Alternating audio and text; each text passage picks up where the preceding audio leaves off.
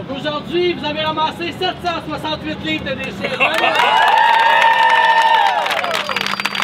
Ça s'est très bien passé, malgré le fait qu'on n'avait pas une grosse visibilité en dessous de l'eau. Les plongeurs ont quand même réussi à sortir pas mal de déchets. On a adapté un peu notre méthode de plongeon. Il y allait plus à tâtons qu'au visuel, mais ça s'est super bien passé. Vous aviez une équipe de combien de plongeurs environ? On avait plus de 30 plongeurs dans l'eau avec nous aujourd'hui. Puis comment on se prépare pour ce genre d'exploration-là?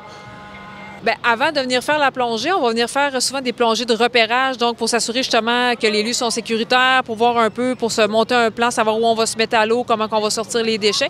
Donc, on va venir quelques jours avant pour venir plonger. Et ensuite ça, quand les plongeurs vont arriver, on va s'assurer que tout le monde a son matériel, leur matériel de sécurité, lampe de poche, marqueur de surface.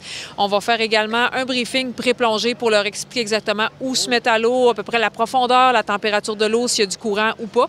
Donc, on va vraiment informer les plongeurs adéquatement pour s'assurer qu'ils puissent faire une belle plongée sécuritaire. Et quand les déchets vont commencer à sortir, on va avoir des gens à la surface pour les récupérer au fur et à mesure. Ce genre d'endroit-là, effectivement, c'est un endroit où c'est le plus propice à retrouver des déchets parce qu'il y a vraiment beaucoup de monde qui passe.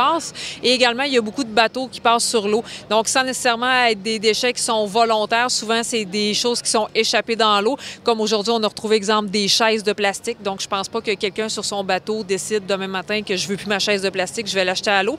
Mais il peut très bien l'échapper ou un coup de vent fait partir la chaise. Donc, oui, c'est un endroit qui est très propice à pouvoir retrouver des déchets dans l'eau. Comment ça s'est passé aujourd'hui?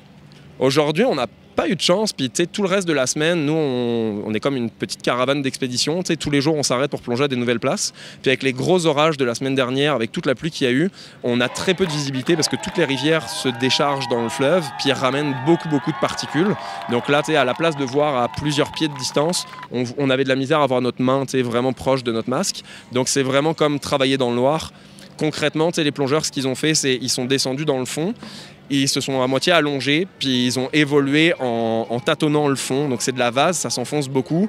Donc à chaque fois que tu touches quelque chose de dur qui est pas mou, tu te dis est-ce que c'est un déchet? Donc tu essayes de voir, ok, non, ça c'est juste un bout de bois, ça peut rester là. Ou genre, ça a l'air d'être en métal, puis tu sors de l'eau, puis tu as la surprise de j'ai trouvé un vélo finalement. Là. Ça ressemblait à ça aujourd'hui.